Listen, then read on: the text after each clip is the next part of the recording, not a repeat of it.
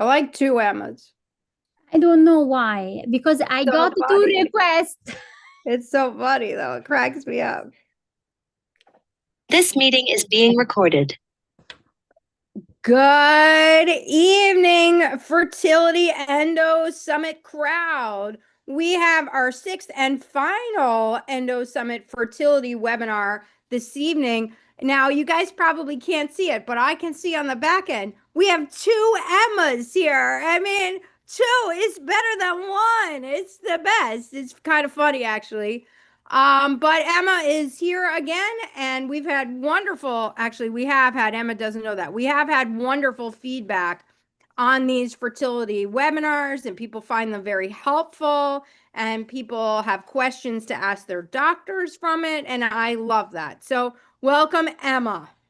Thank you, Sally, and thank you again for organizing all of this. And so again, good afternoon, everyone. My name is Emma. I'm a senior embryologist, and I work at ESSI as a lead of ESSI Fertility Immunology Program. And so initially, my career started really as an embryologist in the lab. And I worked in a lab for almost 20 years, but then I decided to step out from the lab and actually trying to help women with fertility and immunology problems by educating them and trying to understand if they have any underlying disease. Okay, so today I have a little presentation for you, and let me share my screen. I'm good to go, right, Sally? You are good to go. Okay. I do think it's better when you don't use the head in the corner with the AI program, but that's up to you. Let me just see. Okay, so let's check or side by side. Let me see this one. Okay, 1 second, documents. We don't know which Emma will be sharing. I was thinking about It's so funny. I don't know. I was thinking about that. I said, which one actually will come? Okay, give me a second. Also, that graphic you need is in your ESSI doctor account. Okay. Okay, thank you. Let me check here. Where are you? Should come now. Here we go. So, okay, do you see? No. We see it. You see half and half, or? We see half and half. Perfect. Okay, so I'm gonna start with my presentation. Okay, continue to share. Okay. So today, actually, I want to walk you guys through 3 of the most common IVF questions that actually patients ask me every time. And not to give you a single right answer, because there is not a right answer, but just to explain the biology behind this and to help people to understand everything behind these decisions, so you can eventually interpret outcomes differently.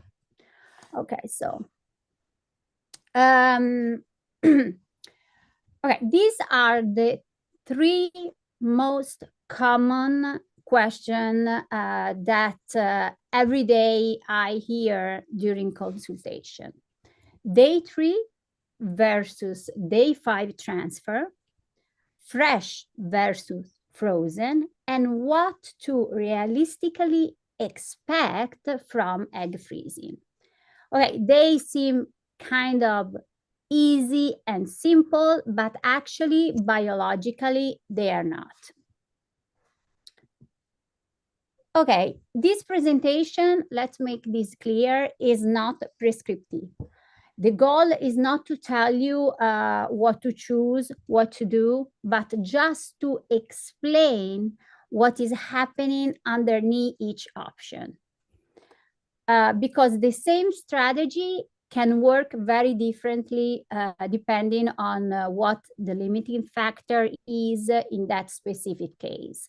So for one patient can work, but it cannot work maybe for another patient. And also even in, in one patient, every case is different. So I don't know, maybe some of you watch last episode of this fertility webinar when I explain that from the transition from day 3 to day 5 is quite fundamental, because around day 3, the embryo undergoes what we call embryo genome activation. So before day 3, the embryo was using the genes that got basically from the oocyte. But from day 3, this activation happens. So at that point, the development of the embryo is driven not anymore by maternal RNA and protein that were stored in the oocytes, but actually the embryo itself take control of the whole development. So this is a very major biological checkpoint. Okay, so again, day 3 versus day 5. There is also a metabolic shift during this transition. Early embryos, like day 3, rely more on simple energy pathways, because obviously they are made by, less cells, everything is less differentiated, while blastocysts actually require more complex metabolic activity. So reaching day 5 reflect not only, cell division, but metabolic competence and resilience. And importantly, the lab environment plays a crucial role in this selection. Okay, so clinically, blastocyst transfer often leads to higher implantation per transfer, but this doesn't mean per retrieval. And it does not automatically translate into higher cumulative success, because some embryos that might have potential in vivo may not survive extended culture in vitro. So the question is not better or worse, but selection versus loss. Okay, now you can see this figure, and basically we can see that the majority of the embryos are lost between day 3 and day 5. So we can see definitely a drop. And so by the time of transfer, a blastocyst, we are already looking at a selected group. So that's why outcomes per transfer look better. But as I said, not necessarily means per retrieval. So from an embryologist's perspective, patterns matter more than single results. So if I see many day 3 embryos, but at the end, I have poor blast development, I start thinking that it might be something like wrong in the oocyte quality, or maybe the sperm contribution, or eventually even the lab conditions. And by, on the other side, if I have beautiful blastocysts and we transfer eventually euploid embryos, but at the end, implantation fails few times, then I start shifting my focus to the uterine environment. So this is actually something that we have to evaluate case by case, patient by patient. There is not a, and one rule for everyone. Okay, so now let's talk about fresh versus frozen embryo transfer. Okay, so control ovarian stimulation can significantly affect endometrium. So when a patient is under stimulation, so she's taking medication to get her follicles growing and then mature the eggs inside, we have to say that this stimulation affects the endometrium. So especially estradiol and progesterone are, the main hormones. And this effect on the endometrium is actually a shift in the implantation window. So even with a good embryo, if we have a good embryo and, we got a stimulation, we might not be synchronized. So the timing between embryo and uterus may be actually off. This is one reason frozen transfer sometimes perform better. Okay, at the same time, freezing is not a neutral process. It's still a freezing. It's not something like that is not stressful for the embryo. So even if vitrification is great, prevents ice formation, and is very efficient, anyway, it exposes cells to osmotic stress and cryoprotectant. So while survival rates are high, especially in these days, the embryo still undergoes a form of stress. So there is always a trade-off.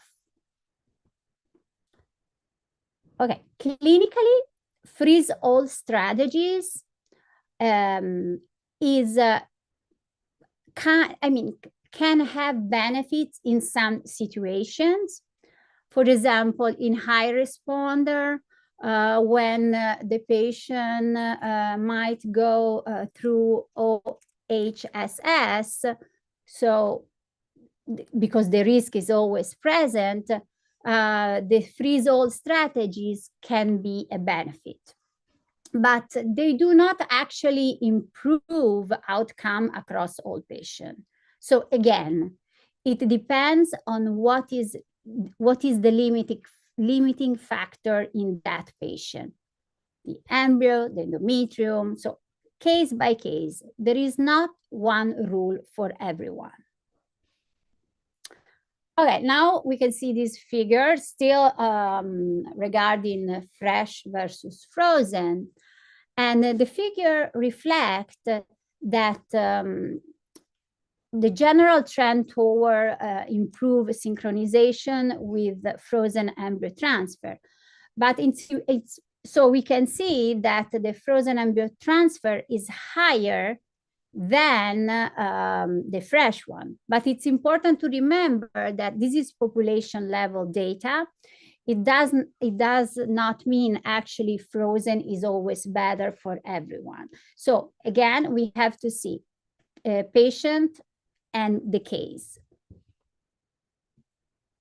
Okay, so this is what I would think as an embryologist. So if I see repeated fresh failures with good embryos, I can start thinking about the environment.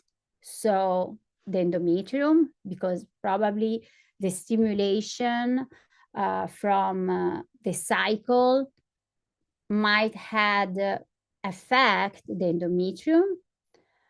But anyway, if I see on the other side frozen cycles that also fail, I have to start to reconsider the embryo competence. So in general, starting from the egg quality, maybe the sperm, and then at the end, the real competence of the embryo. So we cannot assume that the survival equals normal function. Okay, and still, I really want to point out this concept.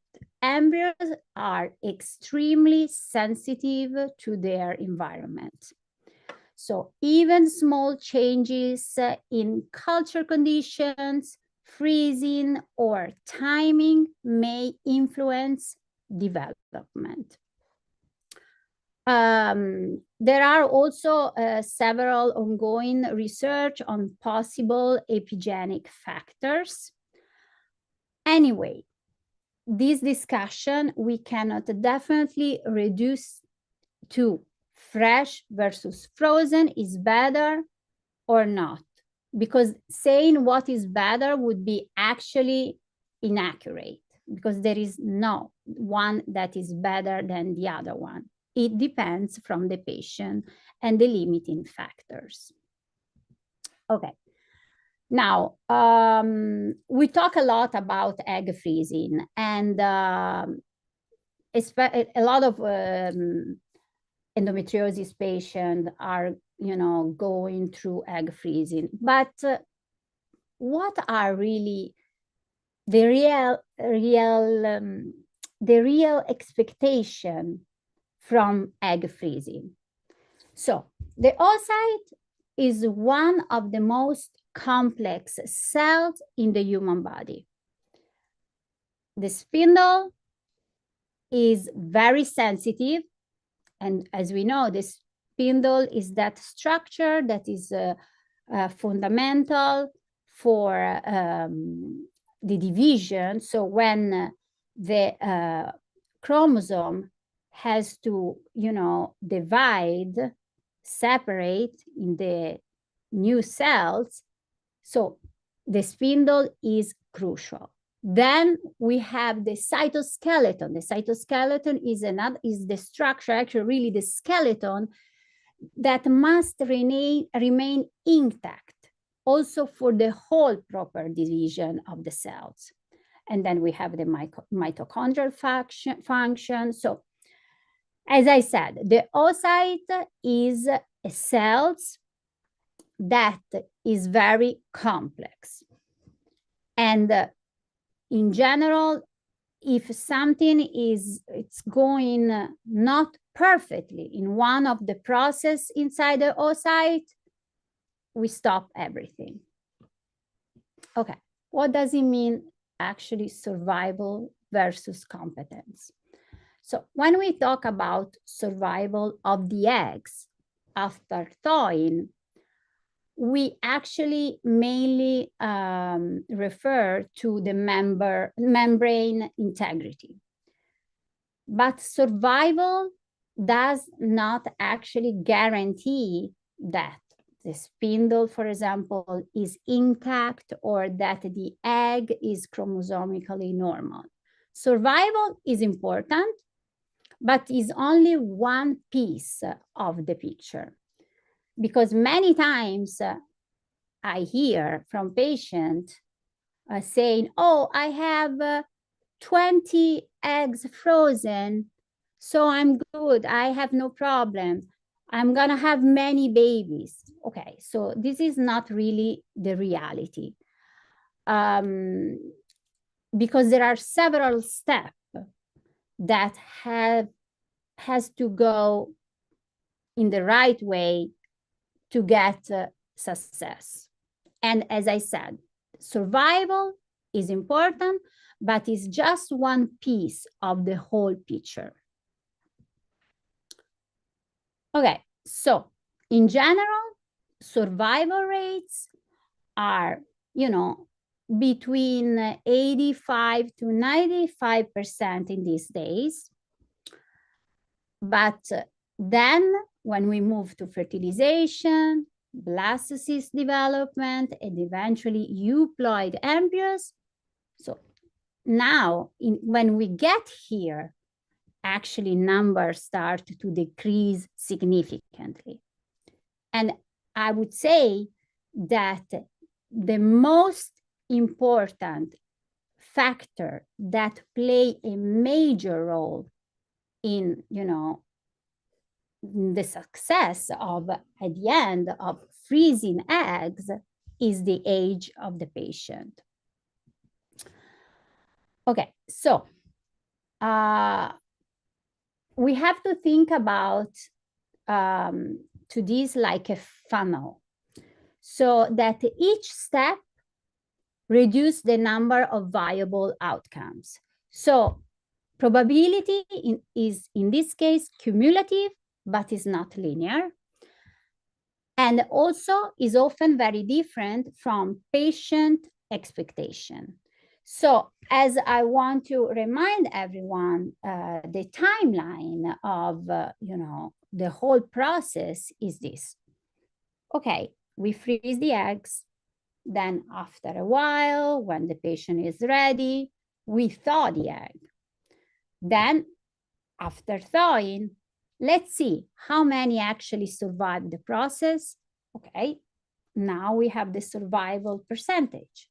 After we have our survived eggs, we have to fertilize the eggs. So how many eventually really will fertilize normally?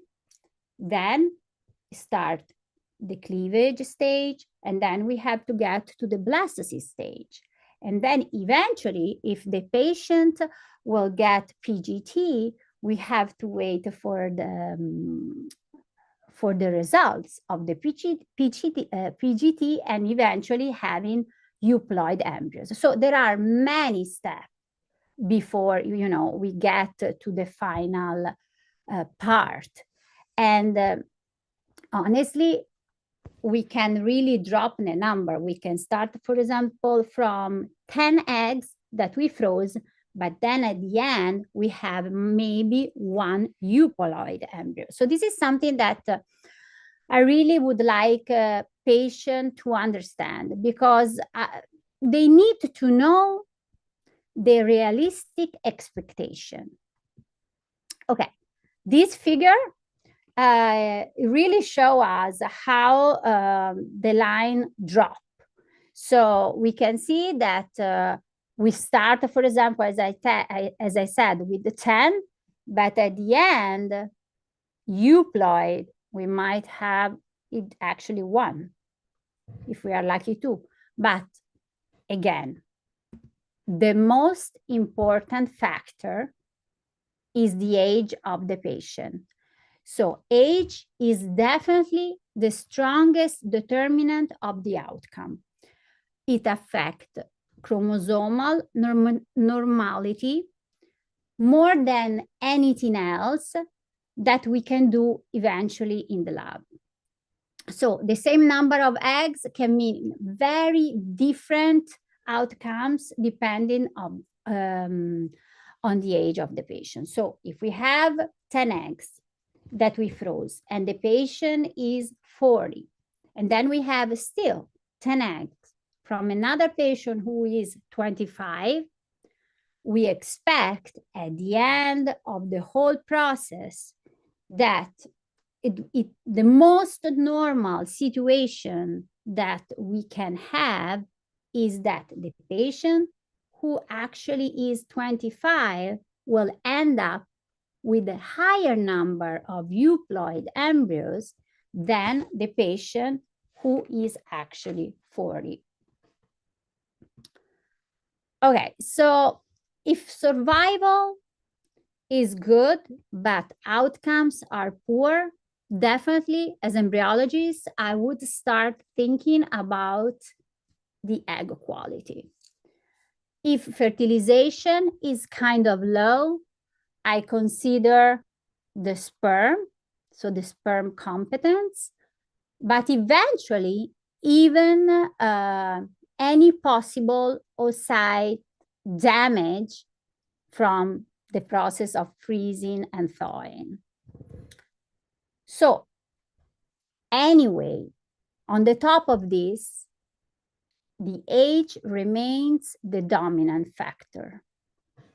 And I keep telling to patients that is so crucial that as soon as they understand, they might have problem with their, fertility, or like they have a health issue.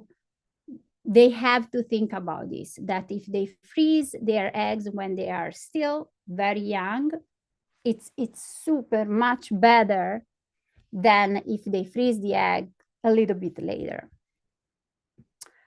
Okay, so these decisions are not, there is not a decision about all of these questions that are right or wrong. They are biological trades-off. And they only make sense when we understand what is limiting in that specific case. So I keep telling, every patient is different, from another one. If something might work for a patient, might not work for another one. So it's very important to have like a personalized cycle. So day 5 embryos are definitely selected, but is not a guarantee. Frozen embryo transfer is controlled, but not neutral, because as I explained, anyway, the freezing process and the thawing is a stress for the embryo. And egg survival is, is something that we have to think about, but is not the final outcome. So as I said, if you have 10 eggs frozen, doesn't mean that you're gonna have 10 babies. Especially depends from your age, but from 10, we can definitely go to 1 euploid embryo at the end, or even none. So we have to think about. Okay, so here are the studies that actually support my presentation, and actually they highlight how complex are these decisions for the patient. Thank you.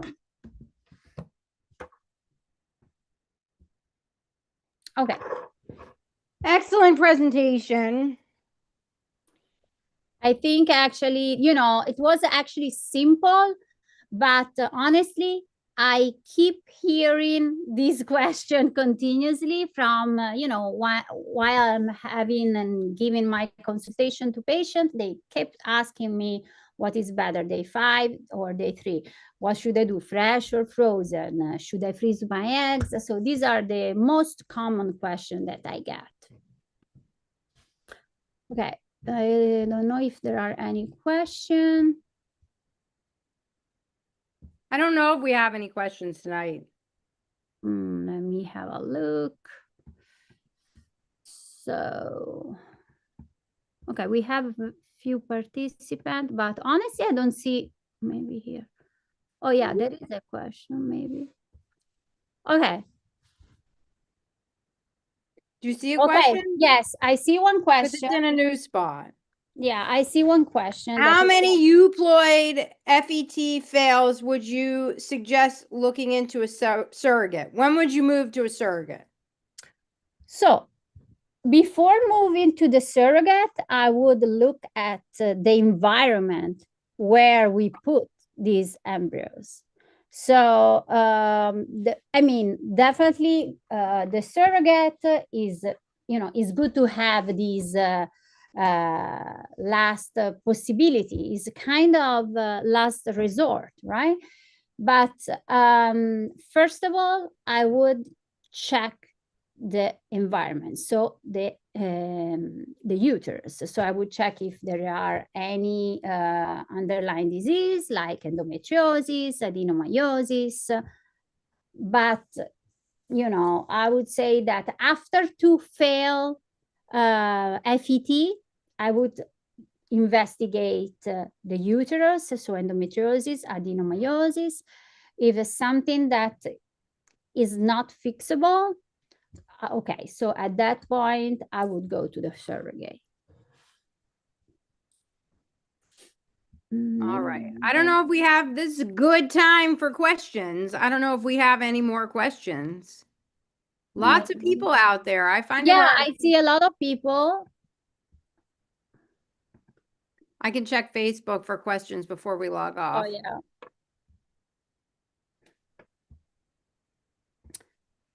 But in general, so I would say that this talk is really something that it's so common to hear this question, and there is not an answer, like there is no one absolute answer for everyone. So it's so different from patient to patient that we cannot definitely generalize. So again, day 3 versus day 5 transfer, or eventually day 3 is better than day 5, even, you know, as embryo. There is not a better or worse. The only thing that I want to make sure that everybody understand, and these are facts, that egg freezing is so beneficial, you know, for, you know, to have something for your future, but doesn't mean that you're gonna have a baby for sure.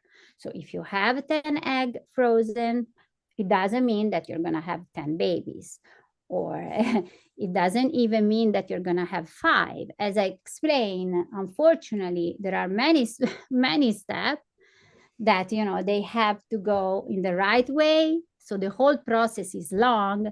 So sometimes I suggest people to freeze multiple times in a way that they can have a higher number of oocyte frozen. So in that case, you know, they can have at the end more than one euploid embryo, so they have more chance. I think people don't even, like, say single women who want to freeze, they don't realize that frozen eggs doesn't equal life. No, it doesn't Just even frozen equal egg. embryo. Right. So yeah, Even like, embryo doesn't equal life. Neither embryo, Right. but even embryo is already better. Eggs. But I think the concept of somebody who had to make those decisions, and egg freezing is very not covered. That's something we would like to see advance in endometriosis the way it's advanced in cancer. But egg freezing could run you anywhere from $12,000 to $20,000, and then you just get, oh, you should do another. You should bank as many as possible. Bank as many as possible. You're looking at $30,000 to $40,000 plus endometriosis surgeries, plus money to freeze them. I know it's a lot. Which is about $900 a year. Plus, then you got to be able to put them back in. So I think there was a big movement, I would say about 10 years ago, for endometriosis and egg freezing, and it's not the solution. The solution would be, honestly, that we should get some reimbursement on that, but it's right. not the solution to infertility. It's not this insurance policy people think it is. In fact, over the weekend, I was talking to a patient who I know had eggs frozen and wasn't even able to use them. But has a baby, but was not able to use them to have the baby. And I think people should be aware, frozen eggs, very different than frozen embryos. Even we were somewhere at AAGL and somebody was like, well, you just freeze eggs. That doesn't work. Like, no, that's not how you cure the disease. That's not how you deal with the disease. It's a totally different experience. And as I said, and it's not guaranteed. So that is something that people should really realize. There is a big clinic in endometriosis, and that's like, now they're not Essie, Not Essie. that is their standard, where they're like, whenever somebody says, oh, but what about my fertility, to the doctor, he sends them to freeze eggs. That's not how you manage, certainly not Essie, because we would do 9 million workups, right? No, But, right. but it's very important to understand that's not a fix-all. No, it's not. Definitely not. First of all, it's very expensive, as you mentioned, and it's not a guarantee. So, of course, if you can financially, maybe you should do more than one cycle, so you might have more chance. But if you only also don't sleep on frozen embryos, I feel. No, absolutely. But eggs that now obviously we are doing much better than years ago. I still remember when, like, approximately 20 years ago, we were freezing and thawing eggs. Was a disaster. Okay, so probably out of 10 you had one that survived. Now is the opposite. Now we have many survive, but it's so, complex, the whole process, that at the end, really, you start with a number and, and you end up with one embryo at the end. So we have really to understand that is not a guarantee and is expensive. And of course, if you want to do it, you have to do as soon as possible, because the age is probably the most important factor on, the outcome at the end. So, yes. So there's a question about silent infertility. And I will say, you can still attend virtually, but Dr. Bebahani has a big presentation at the Endo Summit on silent endometriosis. But go ahead. Do you want to take a stab at that one? Do you see it? It said if a friend has treated silent endometriosis and to run, what might be some? Okay, so, well, you already said the next step is definitely to treat this silent endometriosis, because it doesn't make any sense, honestly, to do or to have a transfer, an embryo transfer. So putting an embryo in an inflamed, not proper environment is like putting in the garbage. It's the same thing. So if, somebody has endometriosis has to be treated, most likely, the best treatment is excision. It really depends from case to case. And but obviously, if you have endometriosis, I never suggest a patient to go for a transfer. Absolutely not. Especially, in a patient that has like maybe 2 embryos. No. Or if you have, for example, 10 euploids, yeah, you can do it, but why you want to put one in the garbage? So it makes sense really to go and see an endometriosis specialist. The first step is this one. I think for silent endometriosis, we have lots of good results with the Receptiva. Now, they do sponsor the Endometriosis Summit, but they sponsor because it's actually a very decent product. The problem that I see, Emma, is that patients will eventually go online and think that they have silent endometriosis. And then they go back to their REs, and the REs just say, oh, sometimes they say, we'll tie the tubes off. That'll make it go away, which I never heard that my whole life except from REs.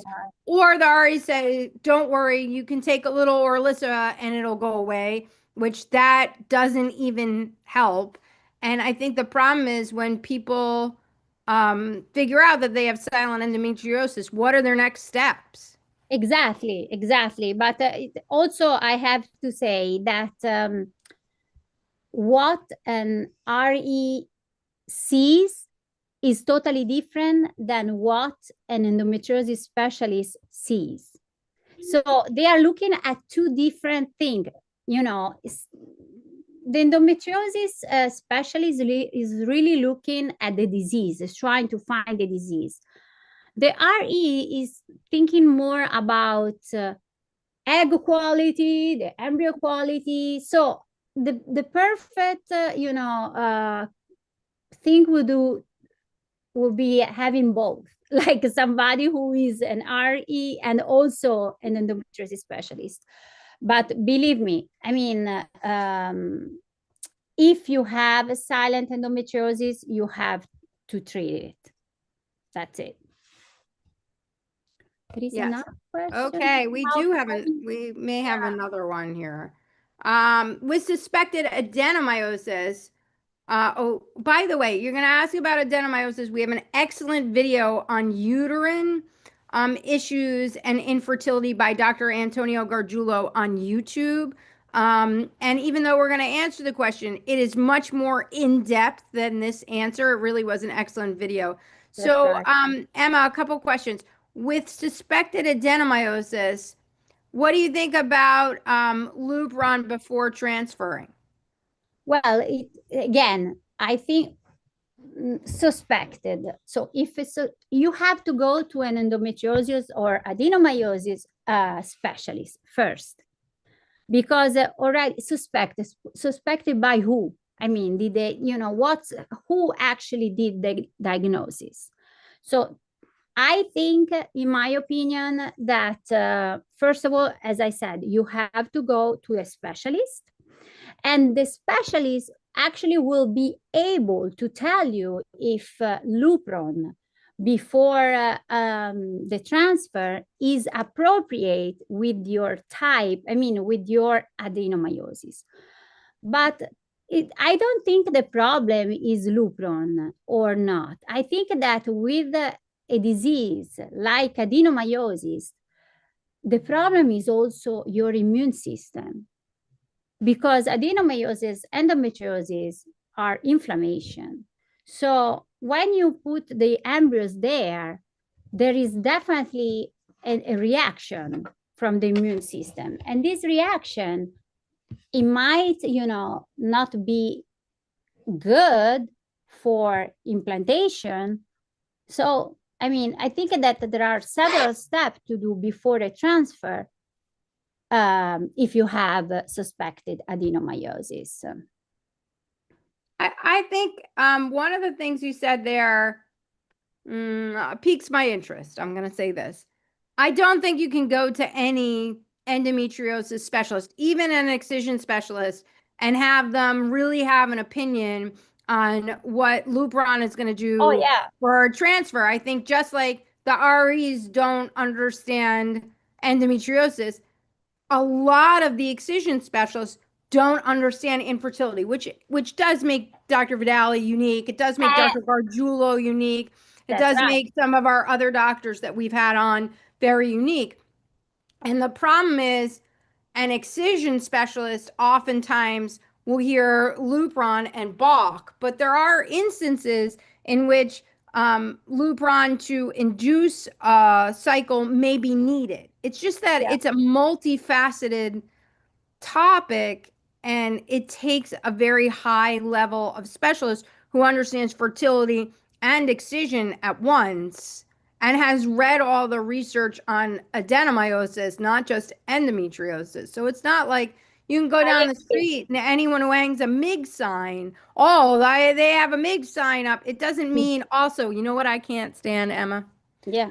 These doctors that are like, we treat the root cause of infertility. Good luck with that, because you'd be unwinding that. Like, if you're only treating with endometriosis excision, guess what? Not the root cause. There's 5,000 things that have to be treated, from the immune system to Hashimoto's. It's so ridiculous. The root cause. I hate that crap.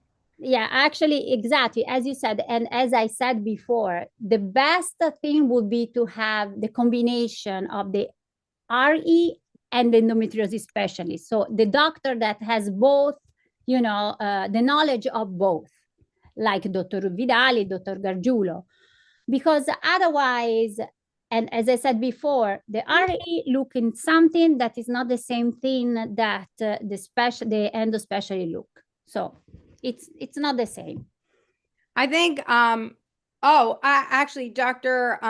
Chamie is in the comments, and she does make an excellent discussion that to map fully the uterus with the adenomyosis is incredibly important. And actually, we showed that in full. That is also on YouTube with Dr. Gabby Mawad. Oh yeah. So you can see that, but he very clearly showed like this is what a real mapping to the uterus does, and this is what happens if you don't use the right protocol.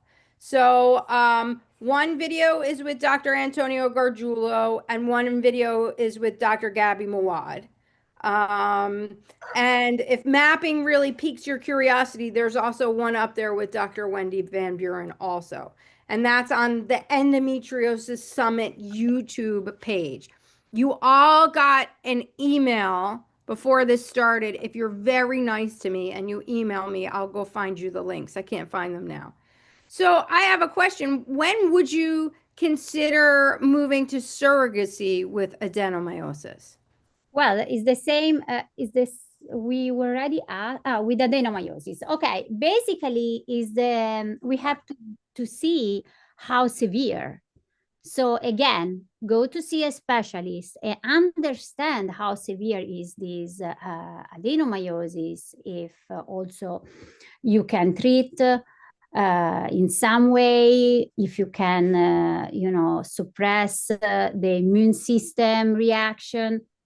Otherwise, if it's very infiltrated and strong adenomyosis, it's not a bad idea to go to a surrogate.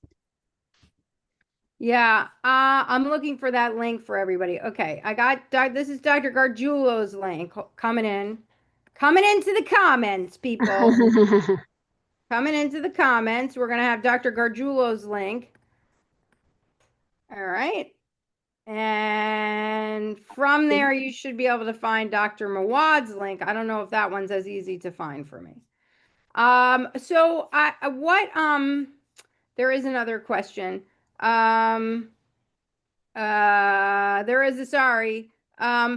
soon after endometriosis surgery can people go back and do a transfer? Well, in my opinion, kind of soon we have to. Not too soon, like the week after, but I would say probably after a couple of months, it's good because the inflammation, probably part of the inflammation is still there, but definitely is more calm. And as we know, unfortunately, in the future might be that part of the endometriosis grow back. So it's better to do kind of as soon as possible. And also because you are more clean and let's say you are ready to go and 2 months, 3 months, I would really suggest. Yeah. And what does that, you do usually suggest having eggs or embryos frozen, preferably embryos frozen beforehand, right? Yes. Yeah. Okay. Well, those of you waiting for the other link, I can't get that while we're on air. What risks so by the way, a lot of these questions are all covered in that video with Dr. Gargiulo. So when you talk about adenomyosis and fibroids, I think the take home of his video is that when you operate on the uterus, you're taking myometrium, no matter what, even if you're the best surgeon in the world, and you have to be aware that that changes the implantation environment. So, yes. And I see one question said, treated by Urogyn already for both endo and adeno, but adeno can be 100% until hysterectomy. That is evolving. Yes, it's evolving, right? And also there are like... if your doctor truly knows how to map, that is evolving. And if you want to throw down about that, The Endometriosis Summit, our second speaker is going to discuss all of the advances in mapping. And then the next day, we're also going to have a full hour in mapping. So you can't 100% like bingo, you have it, like the diagnosis is by pathology, but you can be pretty much 99.9% sure if the person is trained to do it. Yeah, that is one of the most important factor that, even for endometriosis. And both Dr. Gargiulo and Dr. Mawad discuss that at length in each of their videos. So, what do you think this is? We're not going to give you the name of the clinic or a clinic because that's not what we do here. But what do you think that is about people doing IVF with frozen eggs or with donor eggs post-menopausal? Do you have any comments? But with donor eggs? Yeah, donor eggs, or perhaps they have frozen embryos. Oh, they are maybe there. Yeah, Yeah. I mean, I don't see anything wrong, and it's very well managed. Every clinic now can do transfer, can handle transfer for people that they are in post-menopause. There are no problem at all, honestly. I thought that if you go back and we're like having a season recap, Emma. If you go back and you look at Dr. Murhai's on YouTube, I thought it was fascinating when he talked about making the eggs through skin. Yeah, I know. Yeah. It's so cool. I mean, it's really, his talk was absolutely, actually, that would probably be a great clinic to go to if you're over 50, his clinic. That's up on YouTube. Do we have any more questions? Some are, they are really related about Dr. Gargiulo video, so they can. What are your thoughts? This is a good one. I don't have thoughts, but what are your thoughts on Myfimbry? Do you have any thoughts on Myfimbry increasing? I'm not an expert about that, honestly. I have to be honest. But what can I say? That no, I have no thoughts. I'm not, so experienced in this to answer. Honest. I answer this way. I'm not going to answer about the drug directly, but I think that you are the patient and you are in the driver's seat. And if you're listening only to an RE or only to a local GYN, that you can always get a second, third, fourth, fifth opinion from somebody who really knows endometriosis and knows well. We're having Dr. Chuck Miller at the conference. He's another one who has that very specific training in both fertility and excision of endometriosis. So I think it's important that you get a lot of viewpoints. Obviously, I think it's important because that's why we did the fertility webinars, to give you that information. And I also like if the RE is like, oh, did you read that online? Like maybe that shouldn't be your RE. That's, so when they, like before you take something, you're allowed to go get multiple opinions on it. That's just, it. That's it. Yeah, this question that actually from PJ is the one about that you said, people who are in early 50s, right? But actually this case, it says that they are still menstruating and ovulating. Good luck with that egg. Yeah, the thing is this, even if you are menstruating and ovulating, doesn't mean that your eggs are okay. So actually, at 50s, the eggs are there since a long time. So it's not so common that the eggs, they have actually good quality. There are some centers that they claim that they can work with patients who are in their 50s. But honestly, it's not a guarantee, as you can imagine. But there are some places, as we cannot say the name of the center, but we have some talk in our fertility webinar of a physician who can eventually work with people in their 50s, right? Yeah. We see that. I saw that a lot when I was treating in New York because people did have frozen eggs or frozen embryos. Yeah. Yeah. All right, we are rounding out our very first fertility season. Yes. We had a full season of 6 fertility webinars. We will have Endo Summit Live, which is our other content after this. But Emma, sum up your favorites of the season. My favorite episode, you mean? No, like your highlights. Like I learned a lot. Give me 3 things that you learned. Emma's Okay. not good on the spot. No. Oh, give me 3 things that you learned. The thing about the skin and the egg, that's Okay. mine. I'll give you my 3 while you're working. I Okay, learned a lot about PGT. It is not the most sexy and exciting video you'll ever watch, but it is fascinating how PGT is like taken over, and there's really no research to make it a viable thing. I think that that is a very interesting video. And also, we don't talk a lot about uterine deformities. That video was excellent as well. What are your those? You can find everything on the Endo Summit YouTube. What were your highlights aside from the skin and the egg? Yeah, okay. So again, was the same episode of the skin. I know, it's fascinating. And it's actually about yeah, even the PRP. Right. Well, what was very PRP interesting about was that very interesting. Yes. that particular week, and we'll hear a little bit about this at the Endo Summit. They used a very similar technique to do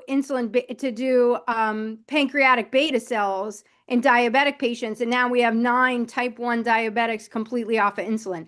But he used a very similar technique in that video that he's using for the ovaries. So it's very fascinating. I would have it happened that week. If he had been on the next week, we could have talked about it with him.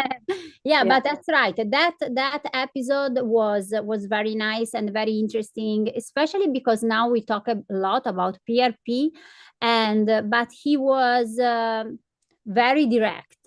So he said to what kind of patient population PRP makes sense, and especially it was very direct in saying that you can use it, but not when you are on a regular, like standard stimulation.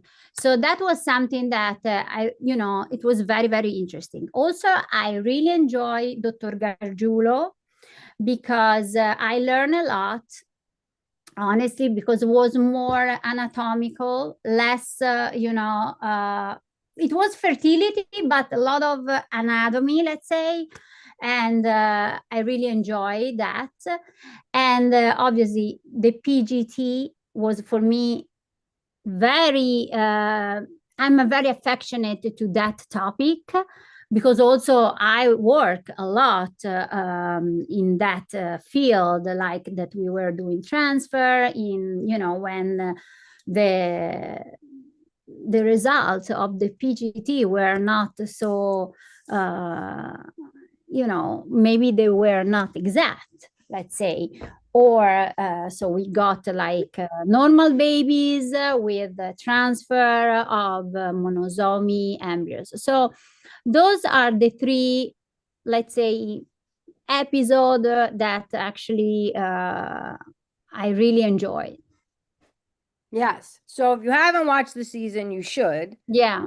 And otherwise, we will see you all this weekend at the Endometriosis Summit, either in person or virtually from anywhere in the world. You can still get a virtual ticket, www.theendometriosis.summit.com. And Emma, I'll see you Thursday. I'll see you Thursday, and hopefully a lot of people that they are watching now, they will be there, or maybe if they cannot be there, at least virtually. Also, we're going to do this again next year because it was fascinating. And I think everybody learned, but don't wait till next year. Rewatch them on the YouTube. And Emma, where can they find you online? They can find me on SC Fertility Immunology on Instagram. And that is the major place where you can find me. All right. See everybody this weekend. The link will stay Thank on. you. Emma's going to log off. Bye. And we'll Thank be you. back at 8 o'clock. Bye. Thank Bye. See you. you Bye-bye. soon. Bye-bye.